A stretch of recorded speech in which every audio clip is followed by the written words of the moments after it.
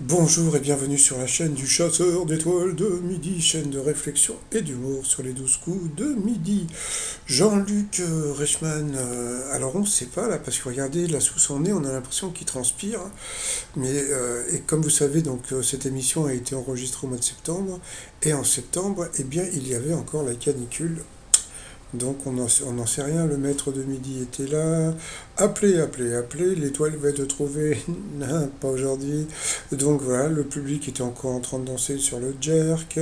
Le gimmick du coiffeur, voilà, si vous avez vu ma vidéo de ce matin, alors chose assez rigolote, il a encore appelé. Non, non, mais bon, ne vous inquiétez pas, je vais me couper les cheveux, donc pour la centième, d'accord. Donc ça veut dire, c'est-à-dire qu'il ne dit pas, non, non, mais bon, comment dire, si vous êtes éliminé, je me couperai les cheveux pour la centième. Non, non, il est affirmatif, donc ça veut dire qu'en fin de compte, quelque part, il prouve que l'émission est pipotée, puisqu'il sait déjà d'avance que le maître de midi sera là pour la centième, puisqu'il ne dit pas que, eh bien, si vous voyez ce que je veux dire. Bon, passons. Allez, au coup d'envoi la première question. À quel bonzé doit-on la réplique que je sens que je vais conclure ce soir? Donc, bien sûr que c'était Jean-Claude Duss. Ah oui, en plus j'avais fait un t-shirt où on voyait Michel Blanc. Eh bien, j'avais Canal Plus qui m'avait tapé sur les doigts parce que j'avais pas le droit de prendre Michel Blanc en photo. Mais bon, c'est pas grave. Après, ah tiens, on a vu Maxime. Euh, Maxime, c'est le mytho, parce que Jean-Luc Reichmann nous a demandé s'il avait un surnom. Bah oui, c'est Maxime le mytho, puisque donc il n'arrête pas de dire que dans les 12 coups de midi, tout le monde dit du bien de Stéphane sur les réseaux sociaux. Ensuite, vous aviez le routier qui s'appelle Jonathan, voilà, Jonathan qui était venu avec ses amis. Alors sa question, à quel domaine touche la tendance du moment? Alors c'est rigolo, parce que quand vous voyez le nom, c'était Berbicore. Donc bon, alors peut-être que dans sa tête, il s'est dit Barbie corps, il est corps de Barbie, et donc il est parti sur les opérations esthétiques, et en fin de compte, eh bien c'était l'autre. Ensuite, voilà, vous avez eu encore, donc vous avez eu cette personne, voilà, j'en parlerai demain. Voilà, qui s'appelle Marine, qui était venue avec son ami Jérôme. Alors sa question, qu'est-il arrivé au parti génital d'un homme de 72 ans originaire de l'Ohio aux États-Unis? Eh bien, elle sifflait. Après, vous aviez Tracy. Voilà, si je la fais plus loin, eh bien, elle est Tracy. Oh, qu'est-ce qu'il est héros. Bon, passons. Donc, elle était mignonne, parce qu'elle rigolait tout le temps. Alors, plus ou moins de 10% des 18-24 ans font totalement confiance aux influenceurs quand ils donnent leurs avis sur un produit. Eh bien, c'est témoin. Heureusement, ils sont pas si cons.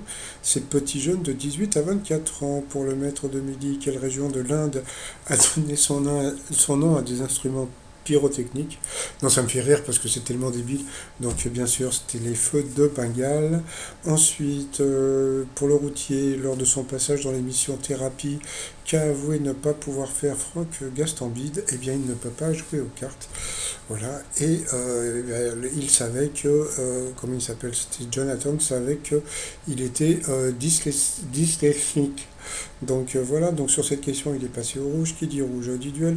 Il a pris la jolie Tracy en duel qui est tombée sur une question tordue. Dans quelle région coule la Divette et la Dordogne? Bon, elle est pas conne, hein, qu'est-ce qu'elle a dit? Elle a dit la Nouvelle-Aquitaine, c'est la Nouvelle-Aquitaine. Donc, bien sûr, parce que la Dordogne, c'est la Nouvelle-Aquitaine.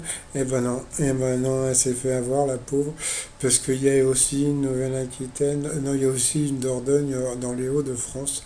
Donc, voilà, elle a été éliminée, c'est pas gentil, Jean-Luc Reichmann. Donc, ensuite, Jonathan, Stéphane et Marine sont retrouvés. Oh là là là là, c'est quoi ce truc-là? Ah oui, c'est la vitrine. Donc si vous téléphonez, vous pouvez gagner la vitrine. Ah oui, donc si demain vous voulez téléphoner, vous pouvez téléphoner demain, parce que demain elle va être trouvée. Et comme vous le savez, vous pouvez vous faire rembourser les appels. Allez, le coup par coup, première question. Quel verbe évoque un ou des sons? La mauvaise réponse, c'était aquaser. Donc voilà, sur cette question, c'est Marine qui est passée à l'orange. Ensuite, il est arrivé, alors je ne vois pas son nom, donc il s'appelle Dodwick, voilà. Alors c'est très rigolo parce que c'est un mélange entre merde, comment il s'appelle? Vous savez, j'ai un trou. Euh, Kev Adams, vous voyez, c'est un mélange entre Kev Adams et il avait la voix de Yoon Ryu. Donc, je sais pas, je trouvais ça assez rigolo. Donc voilà, il est venu nous parler de Jones. Donc voilà, donc les questions. Quelle expression des jeunes est bien associée à sa signification? Donc le go, nanana, etc. Donc la mauvaise réponse, c'était... Non, c'était quoi? C'était flex, voilà, c'était pas une bonne réponse. Bon, bah voilà. Donc sur cette question, il est passé à l'orange. Donc après, donc on a vu un passage du sketch. Ensuite, quel mot désigne l'enveloppe d'un fruit ou d'une graine? La mauvaise réponse, c'était la conque. Bah oui, c'est vrai que la conque, c'est un coquillage. Donc sur cette question, elle est passée au rouge. Qui dit rouge dit duel. Elle a pris Jonathan en duel, qui est tombé sur une question qui était facile, hein, en fin de compte, hein. Il a été acteur de cinéma avant de diriger son pays. Je ne sais pas ce qu'il a dit, je crois qu'il a dit Mikhail Gorbatchev. Donc voilà, donc bon, il ne connaissait pas Ronald Reagan. Pourtant, c'était connu, mais bon, c'est pas grave, hein. Donc il a été éliminé ensuite, et bien par rapport au coup fatal, bon, ils ont lancé la pub. Ah oui, alors, truc que j'ai trouvé complètement con, parce que pendant la pub, donc ce soir, comme vous savez, vous avez tous inconnus. Donc d'un côté, vous avez tous inconnus, mais sur la 2, vous avez Diane de Poitiers qui fait un carton, vous avez les Rivières Pourpres qui fait un carton, et surtout, vous avez L'amour est dans le pré qui fait un carton. Donc bon, comme dirait l'autre, Dieu merci, le replay existe. Donc allez, c'est parti pour les questions du coup par coup. Quelle émission de musique live a été créée par Nagui en 93? Bien sûr, c'était Taratata. Ça, c'était la question pour le maître de midi. Pour Marine, quel joueur de foot a-t-on pu apercevoir dans la série La Casa des Papel? Donc, c'était Neymar. Question difficile, je trouve. Ensuite, traditionnellement, de quelle couleur la robe de mariée doit-elle être? Donc, bien sûr, que c'était blanc. Sous quel nom le prince Charles est-il automatiquement devenu roi en septembre 2022? Donc ça, c'est bien la preuve qu'ils étaient revenus de vacances, hein, et que l'émission, ça c'était en début du mois de septembre. Donc bien sûr, c'était Charles III. Quelle personnalité de télévision est associée au loto du patrimoine? Stéphane Bern. Ensuite, quelle petite fille de BD a été créée en 64 par l'Argentin Kino? Donc c'était Mafalda. À qui Antoine Griezmann prête-t-il sa voix dans le film d'animation Lego Batman? Donc voilà, ça c'est une question pour Marine, c'était une question qui était assez difficile. Quel adjectif synonyme de récent qualifie le plus ancien pont de Paris? Donc c'était le Pont Neuf. Ensuite, quel personnage créé en 53 par Jacques Tati porte un imperméable, un chapeau et fume la pipe? Donc c'était Monsieur Hulot. Bon, voilà. Donc lui c'est toujours pareil, c'est-à-dire qu'il a des questions, on va dire, de son époque, hein. Donc voilà. Ensuite pour elle, à quel écrivain américain doit-on le roman Sac d'os? Donc c'était pas évident, c'était Stephen King. Voilà. Et il y a un truc que j'ai remarqué, donc bon, je verrai un petit peu si c'est vrai ou pas. J'ai l'impression qu'il y a un code. C'est-à-dire qu'à chaque fois que Jean-Luc Reichmann s'arrête pour dire «Ah, vous êtes presque à égalité», eh bien j'ai l'impression que tout de suite après, eh bien le candidat a une question difficile. Mais bon. Alors, sous quelle butte parisienne se trouve la basilique du Sacré-Cœur? Donc c'est Montmartre pour le maître de midi. En 1890, dans quelle ville du Dakota du Sud a eu lieu le massacre d'une tribu Sioux? Il n'a pas trouvé, mais de toute façon, le nom était, je connaissais pas. Donc, bon, pourtant, c'était pas Little Big Horn. C'était dur comme question. Quelle boisson verse-t-on normalement dans une théière? Donc, vous voyez, une question difficile et une question de bébé, parce que là, franchement, s'il ne trouve pas la théière, hein, donc, bien sûr. Pour Marine, quel grand chef cuisinier est entré dans le Larousse en 2023? Bon, voilà, encore une question dure pour elle, c'était Marx. Quelle est la couleur de Patrick d'Étoile de mer? Et bientôt, c'était une question difficile, mais elle le savait, donc c'était rase, comme elle l'a dit. Quelle petite ville des Alpes-Maritimes abrite le musée Fernand Léger? Elle ne savait pas, c'était, je sais pas, un nom que je connaissais pas. Voilà.